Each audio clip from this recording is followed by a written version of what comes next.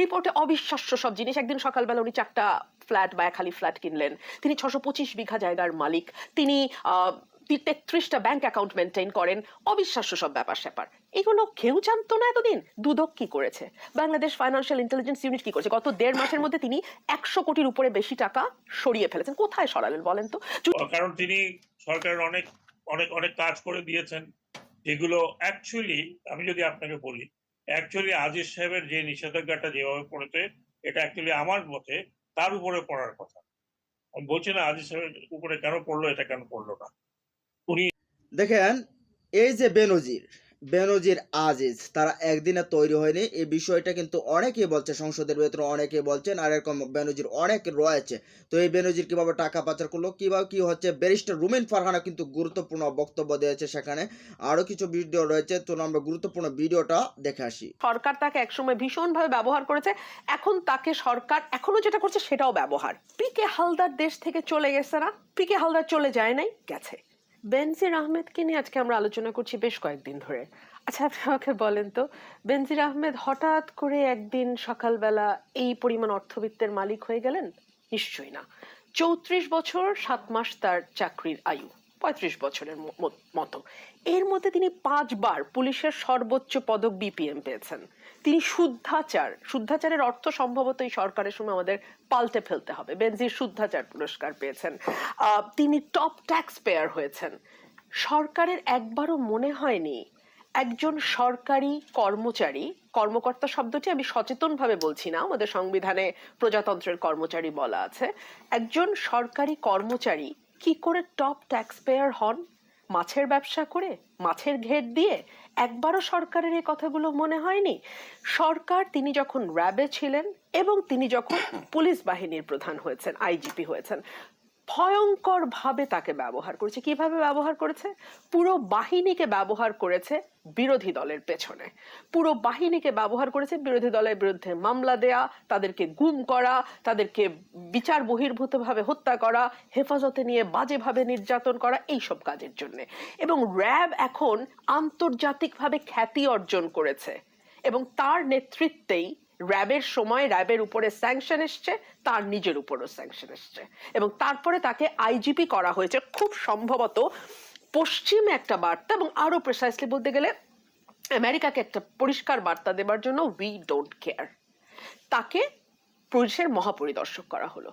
এখন আজকে আমরা আলোচনা করছি, লিখছি, একটার পর একটা রিপোর্ট আসছে, রিপোর্টে অবিশ্বাস্য সব জিনিস। একদিন সকালবেলা উনি 4টা ফ্ল্যাট বা খালি ফ্ল্যাট কিনলেন, তিনি 625 বিঘা জায়গার মালিক, তিনি 33টা ব্যাংক অ্যাকাউন্ট মেনটেন করেন, অবিশ্বাস্য সব ব্যাপার স্যাপার। এগুলো কেউ জানতো না এতদিন। দুদক কি করেছে, বাংলাদেশ ফাইন্যান্সিয়াল ইন্টেলিজেন্স ইউনিট কি করেছে? গত 1.5 মাসের মধ্যে তিনি 100 কোটির উপরে বেশি টাকা সরিয়ে ফেলেছেন। কোথায় সরালেন বলেন তো?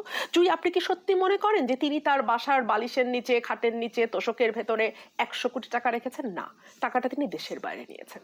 এবং এই নাড়াঘাটার সময় বাংলাদেশে রাষ্ট্রের যে প্রতিষ্ঠানগুলো আছে, সরকারি যে প্রতিষ্ঠানগুলো আছে, তাদের নাকের ডগা দিয়ে তিনি 100 কোটি টাকা দেশের বাইরে নিয়ে গেছেন।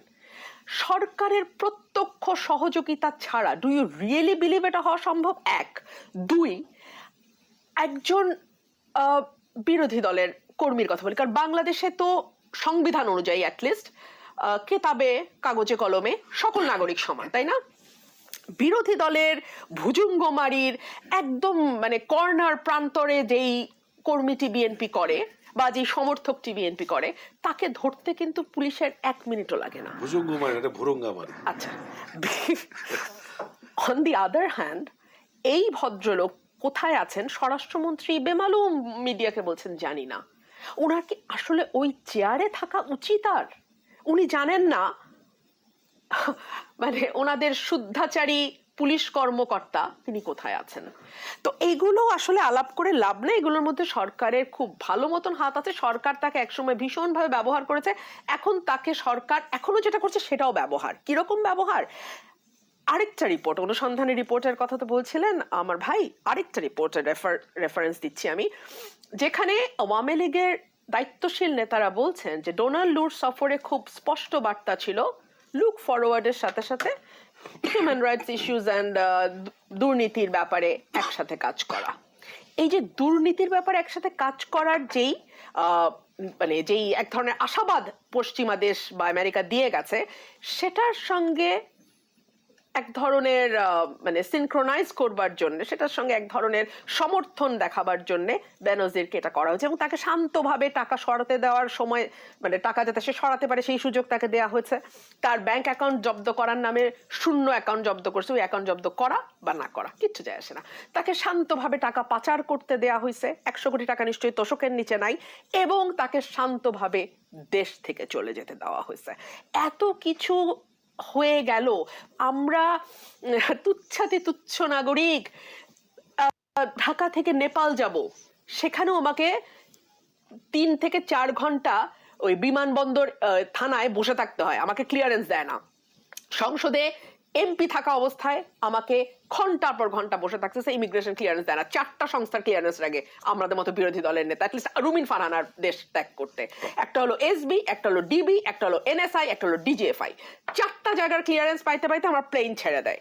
কোর্টে মামলা করছি, কোর্ট অর্ডার দিছে, সেই অর্ডারের পরও এই 4 জায়গার ক্লিয়ারেন্স ছাড়া আমাকে ফ্লাই করতে দেওয়া হয় না। এর আগে তো ফ্লাই করতে দিত না, এই কোর্ট অর্ডার নেওয়ার পর তো আমি যেতে পারি।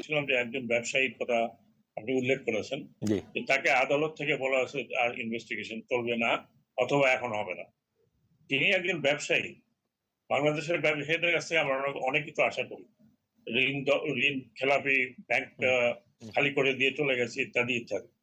ওটা পাবলিক মোটামুটি এক ধরনের, আমি বলবো যে সহ্য করছে, অথবা একটা অবস্থা আছে, মোটামুটি এটা ইউজ টু, যে আমাদের বেশিরভাগ বড় ব্যবসায়ীরা এই কাণ্ডই করছে।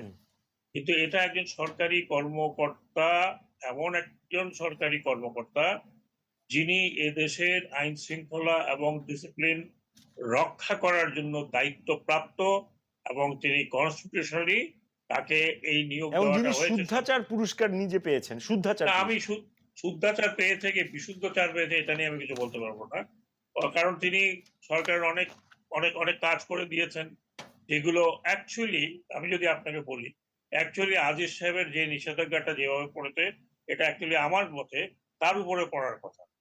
আমি বলছি না আজিজ সাহেবের উপরে কেন পড়লো, এটা কেন পড়লো না। উনি যে শুদ্ধাচার ইত্যাদি ইত্যাদি, উনি যে 3টি ইলেকশনে উনি সক্রিয় ছিলেন, এবং সবাই জানে সরকারকেও বিব্রত করেছে অনেকগুলো স্টেটমেন্ট দিয়ে। আমি মনে করি এইরকম হাই প্রোফাইল, এইরকম আলোচনা আপনারা আজকে কতদিন থেকে আলোচনা করে, আমি কোনো টেলিভিশনে আর কোনো আলোচনা দেখছি না। ইকোনমিক কন্ডিশন বাংলাদেশের দিনের পর দিন খারাপ হচ্ছে, এগুলো নিয়ে খুব কম আলোচনা হচ্ছে।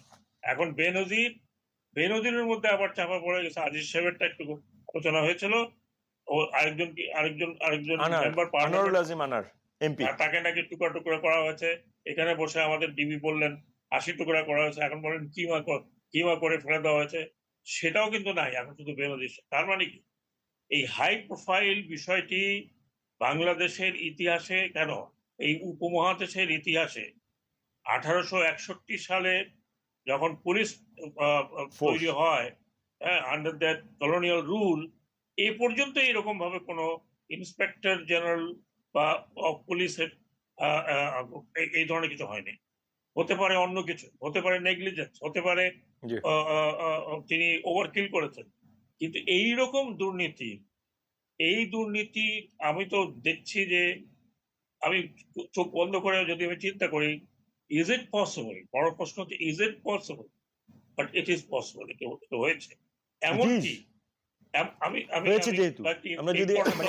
প্রাথমিকভাবে ওনার বিরুদ্ধে ডিপার্টমেন্টাল ইনকোয়ারি তো হতে হবে, যে উনি এখন পত্রিকা যেটা আসছে, যে উনি অফিসার থেকে শুরু করে, পুলিশ অফিসার থেকে শুরু করে সাধারণ কনস্টেবলদেরকে ইউজ করেছে তার ব্যক্তিগত কাজের জন্য। আজকে পেপারে দেখলাম যে একজন সুপারিনটেন্ডেন্ট পুলিশকে তিনি দায়িত্ব দিয়েছিলেন এই জমি দখলের, আপনারা ভালো করে জানেন। এগুলো পত্রিকা এখন বেরোচ্ছে, এবং অনেক অনেক পুলিশ অফিসার, পুলিশের সদস্যদের তিনি বিভিন্ন জায়গায় কাজে করেছেন। This is absolutely unethical. আপনি কোনো ফোর্সের কাউকে দেখেন, একজন বেনজির সাবেক আইজিপি, পুলিশের আইজিপি, যিনি কিনা সততার জন্য মেডেলও পেয়েছেন, পুরস্কার পেয়েছেন, শুদ্ধাচারের পুরস্কার পেয়েছেন। অথচ যে মানুষটা পুরা পুলিশ প্রশাসনকে বলতো যে দুর্নীতির বিরুদ্ধে রুখে দাঁড়াও, সেই মানুষটা দুর্নীতিতে নিমজ্জিত এবং কারি কারি টাকা নিয়ে গেছে দেশের বাইরে। দেশের ভেতরে তো সম্পদের অভাবে নেই, অবৈধভাবে যেভাবে যে কিনা দেশের আরও কীভাবে রয়েছে সেই বিষয়গুলো তো আপনারা দেখতেই পাচ্ছেন, শুনছেন এখানে। তো এই বিষয়ে আপনাদের আসলে মতামত কি কমেন্ট বক্সে জানিয়ে দিন। ভালো থাকুন, সুস্থ থাকুন, আল্লাহ হাফেজ।